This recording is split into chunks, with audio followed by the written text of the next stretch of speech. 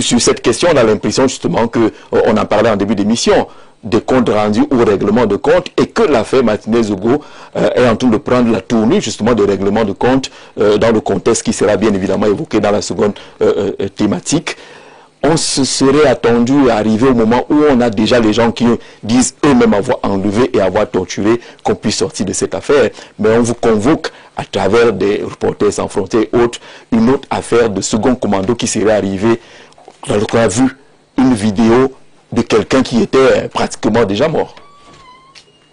Vous savez, je suis de ceux qui pensent que le verdict l'affaire Martinez emportera le régime. Ils ne sont pas capables, n'est-ce pas, de donner le verdict en ce moment-ci. Vous savez, je vais prendre un peu le contre-pied de ce que vous dites, parce qu'on a déjà trop parlé de l'affaire Martinez. Trop. Mais je me rends compte que le tribunal militaire est sous l'emprise d'un autre tribunal, le tribunal des réseaux sociaux. D'accord. Écoutez-moi attentivement pour dire que l'État du Cameroun a laissé grandir un monstre qui s'appelle réseaux sociaux.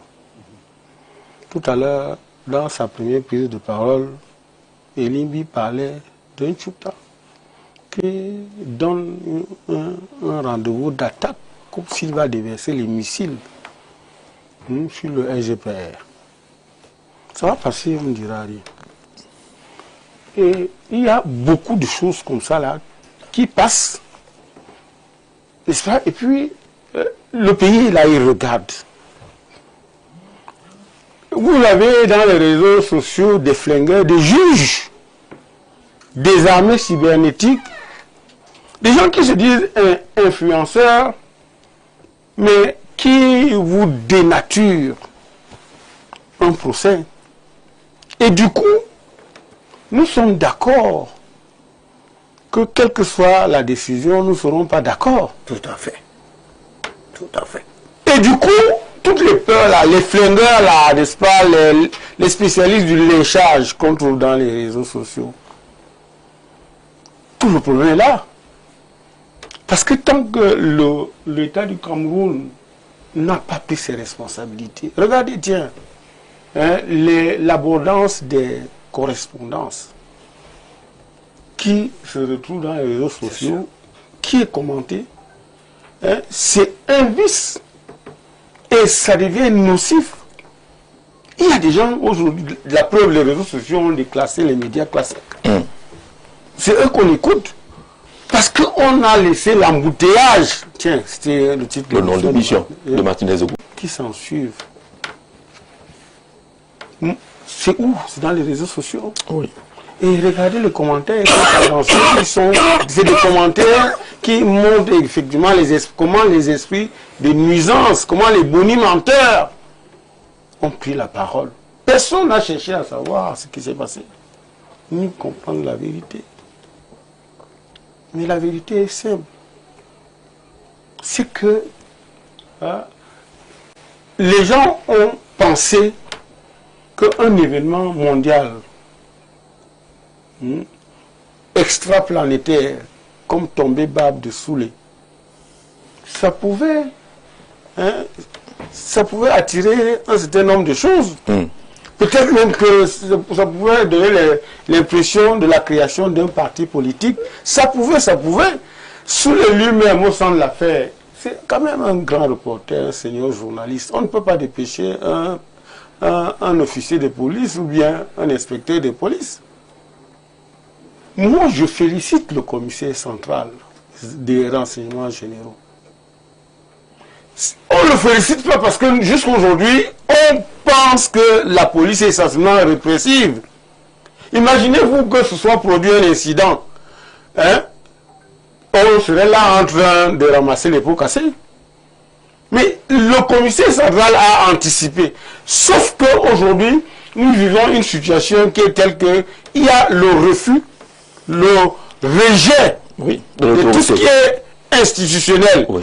Et du coup, n'est-ce pas, les flingueurs des réseaux sociaux veulent vous faire croire que c'était anormal. Non. Et pour la petite histoire, ces messieurs qui sont arrivés en civil, dans une courtoisie indescriptible, je n'étais pas encore là, ils ont cherché à approcher le président du comité d'organisation. Ils lui ont dit, ok, compte tenu de telle chose, nous allons faire. D'accord. Le lien avec le fait évoqué. Le lien. Non. J'ai dit, je vais faire une digression. Permettez. D'accord, on peut fermer la digression maintenant. S'il vous plaît. Vous savez, j'ai gagné un droit, celui à la parole. Oui, vous l'exercez pleinement, mais vous restez dans la thématique. Non, la thématique en réalité, tout ce que les autres ont déjà dit. C'est le contenu de la thématique. Mais maintenant, allons un peu plus loin. Grandissons, M. Jean-Jacques. Non, on ne grandit pas sans être bien élevé. On va aller d'un pas à un autre. On ne va pas grandir subitement. On est passé par 1 an, 2 ans, 3 ans pour grandir. Ne sautons pas les étapes. S'il vous plaît, j'avais, comme vous voulez absolument prendre la parole, j'avais 2 expériences. Je vais finir par la première et je reviendrai plus tard pour la deuxième. D'accord. Donc, je voudrais dire simplement que il faut de plus en plus qu'on amène les Camerounais à comprendre que les institutions, comme la police, la justice, ne sont pas là essentiellement, n'est-ce pas, pour être des bourreaux des Camerounais. Et je continue à dire qu'il y a une police professionnelle, il y a une police dans le sens réel du terme, qui assure, n'est-ce pas, la sécurité des citoyens. Cette police, ce commissaire a pressenti au regard de la circulation des informations dans les réseaux sociaux qu'il fallait anticiper et il a désigné des éléments qui se sont fait complètement absents. C'est-à-dire que si les gens n'avaient pas versé cette histoire dans les réseaux sociaux, et c'est ça le danger souvent sur les réseaux sociaux. Donc c'est ça, je parle des réseaux sociaux. D'accord. Je reviendrai pour la deuxième. C'est donc une police professionnelle. Polycarpe a parlé tout à l'heure d'un tribunal militaire professionnel également, mais dont le travail est dévoyé par des comptes rendus et le courant des réseaux sociaux qui déforment tout, qui manipulent tout finalement. Valère Bessala sur cette affaire devant les tribunaux et ce que la famille a comme flux d'informations, on a l'impression qu'on n'avançait pas. Non, je crois qu'on va d'abord évacuer le fait des réseaux sociaux. Si vous voulez savoir où penche la balance dans une situation en fait, et notamment dans ce cas en procès, il faut juste regarder les grands porteurs, les grandes audiences des réseaux sociaux pour savoir où va le vent, dans quel sens va le vent, aussi simple que ça. Je crois aussi que quand on est rendu à ce stade de cette affaire, on ne doit pas incriminer les réseaux sociaux. Les réseaux sociaux ont un volet positif, beaucoup plus positif que négatif. Tout dépend de ce que chacun d'entre nous recherche sur les réseaux sociaux.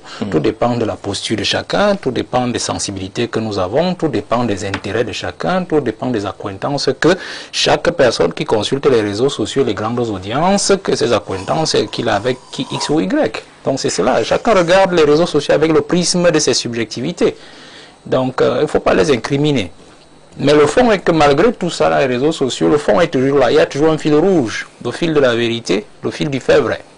Le fil du fait vrai. Je crois que quand on parle de l'affaire Martinez-Zogo, j'ai traité ce sujet il y a 2-3 ans. Pour moi, c'est du réchauffé. Mais on va peut-être évoluer pour dire qu'en fait, les commanditaires sont connus déjà par l'État. Quand je dis par l'État, par le président de la République, je préfère, quand je dis le président de la République, c'est non seulement un individu, c'est une institution. Et quand on dit le président de la République, ça veut dire qu'un ensemble d'autorités aussi qui suivent. Puisque le président n'est pas au tribunal tous les jours, ça veut dire que ceux qui lui ont donné la vérité depuis des années savent que tout ce qu'on fait au tribunal militaire, là, ce n'est que du folklore. On veut juste arranger quelque chose pour voir avec la météo politique, aussi avec les sensibilités politiques, surtout aussi avec les attentes politiques des uns et des autres, ce que ça peut donner au finish, sans pour autant heurter le peuple camerounais, sans aussi heurter le pouvoir, sans aussi, vous voyez. Vous pensez qu'on peut passer 3 ans à ergoter sur une affaire où un agent de renseignement, un soldat en plus, colonel, il a perpétré un acte, et il ne dit pas à qui de droit de bouche à oreille, c'est-à-dire les yeux dans les yeux, c'est elle qui m'a envoyé? Vous pensez que c'est dans un tribunal qu'il va dire, mais je pense qu'il a donné des indices depuis 3 ans et demi, en plein tribunal. Donc tout ce qu'on tourne là, c'est juste une façon de chercher une connexion entre ce qu'il a dit et les faits, c'est-à-dire les téléphones, ainsi de suite. Or, tout ça a été brouillé. Je crois que M. Atana a parlé de l'expert. Moi, j'ai suivi, j'ai lu les minutes de l'expert, il s'appelle Bidjoka, c'est ça? Il y a un autre qui est aussi passé. Aussi, je parle sous votre contrôle, puisque c'est vous qui... Très bien. Mais quand vous suivez l'expert, vous comprenez qu'il n'avait pas tous les éléments techniques pour faire le travail. Vous comprenez ça parfaitement. Et le compte rendu d'audience, avec des questions de l'accusation, il a été mis dos au mur, pratiquement. Lui-même, il avoue que voilà ce que lui il prenait comme élément technique pour pouvoir analyser ce qu'il avait comme élément, les téléphones, ainsi de suite. C'était des choses qui étaient prises comme ça, là-bas, tout, parce qu'il n'a même pas été, payé pour avoir le bon matériel pour faire connaître cette expertise. Il vous le dit clairement. Est-ce que dans un procès sérieux, où on parle d'un crime de l'État, et qu'il y a que un crime d'État, on doit recruter un expert à qui on ne donne pas les moyens suffisants pour avoir les derniers éléments, que ce soit numérique, technique, technologique, up-to-date, pour pouvoir percer la bonne information. Et vous venez encore de poser une autre question, et à laquelle j'ai arrivé. Comment est-ce qu'on peut avoir une panoplie de téléphones, c'est-à-dire des éléments qui auraient pu nous renseigner, dans le cloud comme dans le... Et le mec, il n'a qu'exploité environ 18% de ce matériel. Quelle est donc la vérité? Ça veut dire que la vérité qui sortira là-bas, c'est la vérité de 18%. Et c'est la vérité de 18% justement qui laisse croire que ceux qui crient le plus à une vengeance ou à je ne sais pas trop quoi ont raison. Parce qu'en fait, tous les téléphones qui justement auraient pu nous amener à peut-être équilibrer la vérité, à avoir plus de vérité, ont été détruits. Soit dit aussi en passant, ce n'est pas parce que ça a été détruit, parce que même l'expert le dit, ce n'est pas parce que cela a été détruit qu'on ne peut pas avoir l'information qui s'y trouvait. C'est juste que lui n'a pas eu la technologie suffisante, le matériel suffisant, les moyens suffisants pour pouvoir y arriver. Vous voyez? Ça veut dire que quelqu'un l'a empêché de le faire. Pourquoi aussi posez-vous des questions? Que dans une enquête préliminaire depuis 2023, on avait déjà ces informations que le matériel avait été retiré de séquestre. Changé, modifié, détruit. Ça veut dire que là, on parle déjà de ceux qui sont chargés de notre sécurité et qui, justement, étaient en possession de ces documents. Donc, on dit qu'en fait, la corruption a gangréné le circuit de ce procès. On a entendu parler des affaires d'argent. On a même eu une ordonnance de libération de tout un juge qui a été annulée par le ministre de la Défense. Pour dire, allez, il va rester en cellule. Vous comprenez? Et l'expert a été interrogé dessus. Et il vous donne des réponses pour dire qu'il tentait quelque chose avec le juge pour voir si... Donc vous demandez à un juge de libérer, vous suggérez à un juge de libérer un détenu pour voir si il est en connexion avec l'autre. Vous voyez un peu des choses comme ça. Donc vous voyez que nous sommes dans une affaire où la vérité est connue, M. Njajazé. Mais le problème ici, c'est la météo politique. C'est-à-dire que le pouvoir sait pertinemment que cette affaire-là est très dangereuse parce que les hommes de pouvoir sont impliqués. J'ai dit c'est un crime de l'État. C'est-à-dire qu'on a utilisé les moyens de l'État pour commettre le crime. Moyens humains, moyens matériels. C'est un crime d'État parce qu'il implique les intérêts des politiques dans leur bataille de pouvoir. Vous voyez? Et donc, ce n'est pas un procès comme les autres où on va arriver à une conclusion, on sort et puis on dit, oh non, on a dit, voilà, c'est elle qui est machin, et l'autre doit sortir, si vous comprenez. Donc c'est assez difficile. L'autre chose, et là je sors par là, c'est que il faut que nous fassions très attention. Parce que l'autre élément qui fait un frein aussi à cela, c'est aussi le président de la République lui-même. Parce que on a les mêmes acteurs depuis ce crime-là, depuis même 2018, les mêmes acteurs sont là.